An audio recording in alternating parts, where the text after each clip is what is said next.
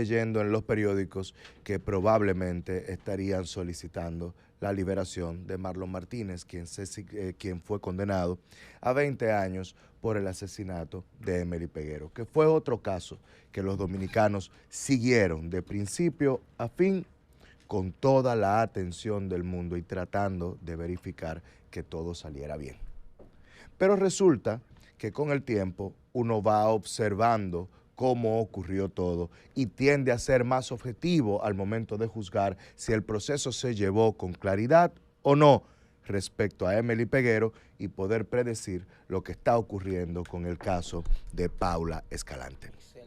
Vamos a hacer una sinopsis corta sobre el proceso de Emely Peguero y necesito que pongan especial atención para que puedan entender sobre procesos jurídicos, porque déjenme decirles que cuando fiscales quieren que un proceso se caiga, regularmente lo hacen con adagios jurídicos, no lo van a hacer de forma burda que los demás puedan darse cuenta. Resulta que Emely Peguero fue asesinada un 31 de agosto, ese día fue encontrada, un 31 de agosto del 2017. El día que se encontró, se había apresado a un señor de nombre Simón Bolívar Ureña. Le decían el Boli. Este señor duró 6 meses en prisión y se señalaba como la persona a la cual Marlene Martínez, madre de Marlon, había pagado para esconder el cadáver. Resulta que en ese momento era muy difícil probar la complicidad de Marlene, a la cual se perseguía tratando de condenarla de la misma manera que se condenó a su hijo Marlon a 20 años de prisión. Pero era muy difícil conectarla con la muerte porque si no se demostraba que se había pagado o que había habido un ocultamiento por parte de la madre de Marlon, no se podría conectar como cómplice y la complicidad se condena como el crimen mismo. ¿Perdón? Marlon fue a 30 años. Exacto, 20 años. 30 años. A 30 años. Resulta que se buscaba la misma condena para Marlene, pero la misma se escabulló entre los procesos judiciales y encontraron una salida. El señor el Boli, que repito, había sido quien había ocultado el cadáver según sus declaraciones y según en lo que se hablaba en ese momento, por una suma de 100,000 pesos y por orden de Marlene. Y esta persona supuestamente se vinculaba al padre de Marlon. Ustedes recuerdan ese proceso, ¿verdad? 6 meses después, toca la tercera audiencia del Boli, medida de coerción, y la jueza Isolina Peralta saca a toda la prensa del lugar, a petición de todas las partes, defensa, fiscalía y acusados. Vamos a sacar a los medios de comunicación de este proceso y ese día fue liberado Simón Bolívar Ureña. Liberado, o sea, se cerró y se extinguió la persecución penal en contra de quien había ocultado el cadáver de Emely Peguero. Y todo el mundo se preguntaba, ¿qué está pasando aquí? Yo inmediatamente lo vi y dije, ese hizo un acuerdo. Pero ¿qué pasa regularmente con los acuerdos? Cuando una persona hace un acuerdo, se le hace un penal abreviado para que esa persona tenga una condena y se le exime el que la cumpla en prisión, o sea, se le suspende la prisión. O en el caso, por ejemplo, de estos dos imputados del caso Paula Escalante, se le archiva de manera provisional el expediente. Porque de esta manera, si se encuentra alguna otra prueba o si una persona que hace un acuerdo no cumple con el acuerdo, tienes la posibilidad de reabrir el proceso. Pero en el caso del Boli, en el caso de Bolívar Ureña, se hizo totalmente distinto. En ese momento se extinguió la acción penal en contra de ese señor, por ende ya él no podía ser perseguido. Confiando en la buena fe de que más adelante en el juicio de fondo él iba a declarar en contra de Marlin. ¿Por qué? Porque la única manera de linkear, de unir los puntos entre el asesinato de Emely Peguero y la participación de Marlin Martínez era con una persona que estableciera que era el lazo entre una y otra, que fue cobrando supuestamente por ocultar el cadáver. Pero, oh sorpresa, el proceso empieza a caminar y el día de la audiencia de fondo, el Ministerio Público renuncia a la presentación del testigo estrella. Desde el primer momento establecí, en ese momento, que la intención siempre fue tener en sus manos la carta que salvaba o condenaba. Porque al tener en sus manos el testimonio del boli, el boli decidía si Marlin era condenada o no. Y por ende, era la posibilidad de tener una carta de negociación con la que en ese momento hubiese negociado con cualquiera. Y vuelvo y repito, el día de la audiencia, el Ministerio Público renuncia a la presentación del testigo estrella. Algo ilógico, algo inverosímil, algo que ningún abogado comprendió, y condenan a Marlin Martínez a 2 años. Y todo el mundo se sorprende. ¡Oh, Dios! ¿Cómo va a ser posible? Pero no debieran sorprenderse ninguna de las barras si habían renunciado al único testigo que vinculaba a Marlin con el asesinato de Emely Peguero.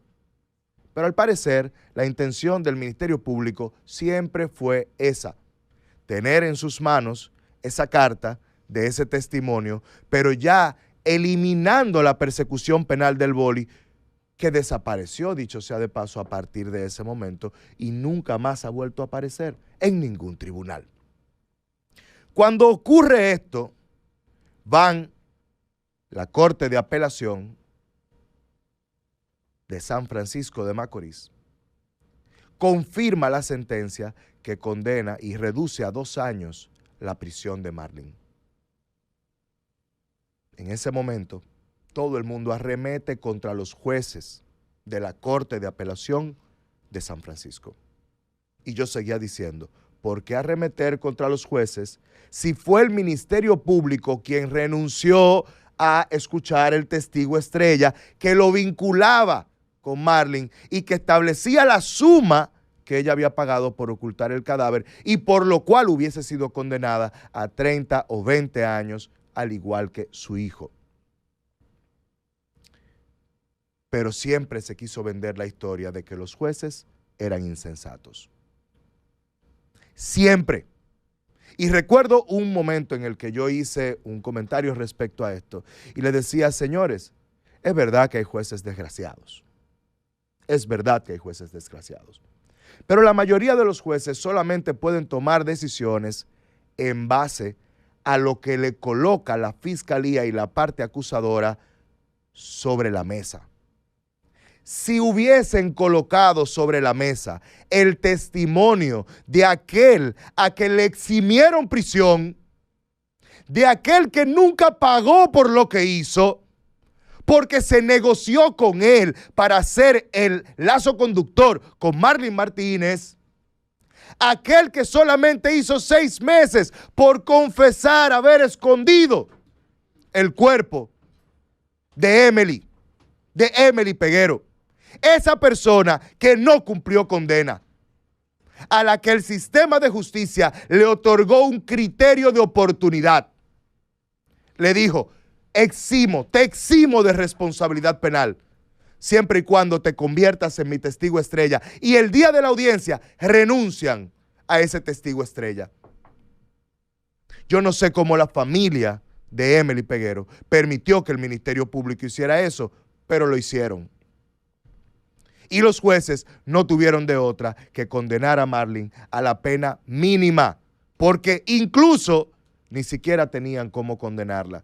Y los jueces, de manera hasta agresiva, en contra de esa imputada, de esa delincuente, de esa criminal, para mí, más que su hijo, para mí, repito, a toda responsabilidad, lo digo, más que Marlon, Marlon es una delincuente. No hubo ninguna reacción de parte o hubo oposición de parte de los abogados de la familia de Emily, porque tú señalabas, tú decías, bueno, pero cómo la familia no reaccionó, pero ellos tenían asesores jurídicos, porque ellos tal vez como personas comunes que desconocen las leyes, pues tal vez dirán, no, ¿qué hacemos aquí? No sabemos, para eso tenemos asesores legales. Esos asesores, ¿por qué no reaccionaron? Que sí sabían lo que probablemente ocurriría si no se presentaba ese testigo. Para mí, que simplemente el Ministerio Público llevaba el liderazgo de ese proceso y los abogados de la parte acusadora no pudieron hacer mucho respecto a eso porque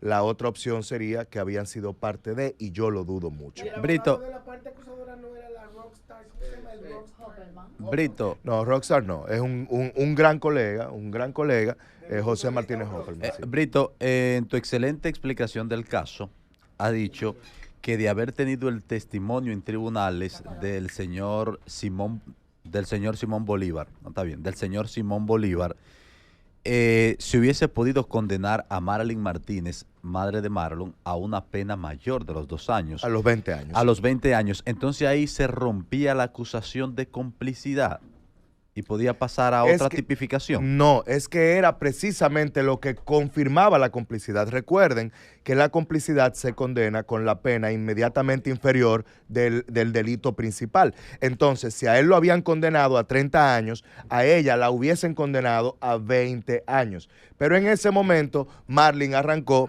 y se fue. Qué buena aclaración. Lo que quiero preguntar, entonces, con esta explicación que ha dado, podemos colegir que hubo un el Ministerio Público con Marilyn Martínez desde el principio. Eso lo estás diciendo tú. Pero por eso, está bien, yo lo colijo y como tú eres el abogado. Sí, ustedes me permiten concluir. Quiero una aclaración.